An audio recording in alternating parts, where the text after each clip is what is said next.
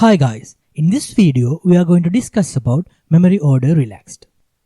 Memory order relaxed is total opposite to the memory order sequential consistent, and the view of the world for the threads does not need to consistent to each other.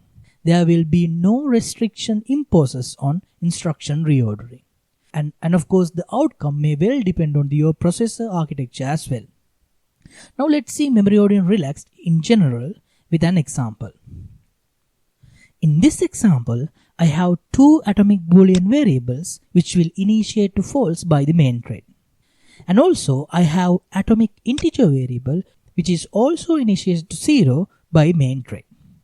And then I'm going to create two threads called writer thread and reader thread, where writer thread will run the write x then y function and the reader thread will run the read y then x function.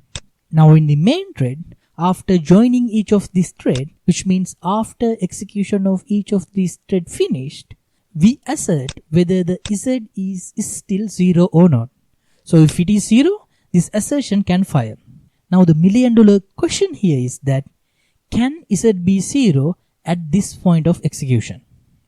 Now let's see what each of these threads do.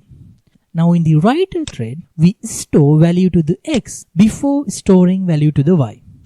Therefore, the writer thread prospective view store to the x happen before the store to the y. And in the reader thread, it will wait until it sees the y value get updated to true. And then it move on to execute this if condition which check whether the x is true also. And then if it is so, it will increment the z value. We have discussed similar kind of example when we discuss about the relationship in one of the previous videos. Now if both of these threads have sequential consistent view on each other, the use of this y variable will impose inter-thread happen before relationship between writer thread and reader thread.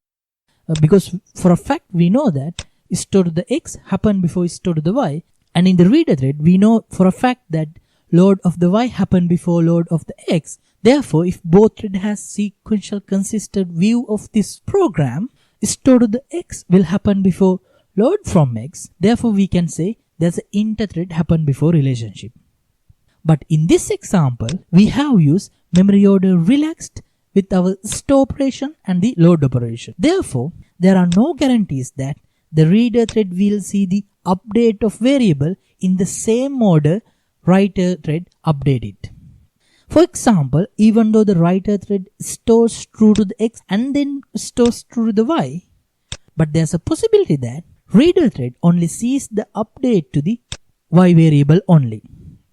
If that's so, it will not increment this z because it does not see the update to the x variable. Therefore, if we use memory order relax with each of these operations, there's a possibility that this assertion can fire. Now this inconsistent view may occur because of cache update differences, or it can occur due to store buffer flush differences, or there are many other reasons as well. Now the point here is that since we have used memory order relax, there's no enforced ordering to the compiler to provide the sequential consistent view. Therefore, this kind of inconsistent view can happen. Then why we use memory order relaxed? Now if we use memory order sequential consistent, we impose an ordering restriction on compilers.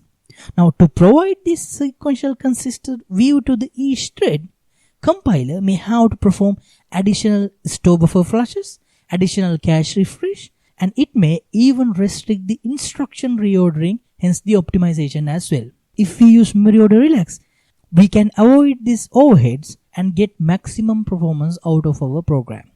But be careful, if our program contains rest conditions, we have to explicitly impose ordering using different mechanisms so we can achieve both performance and the ordering as well.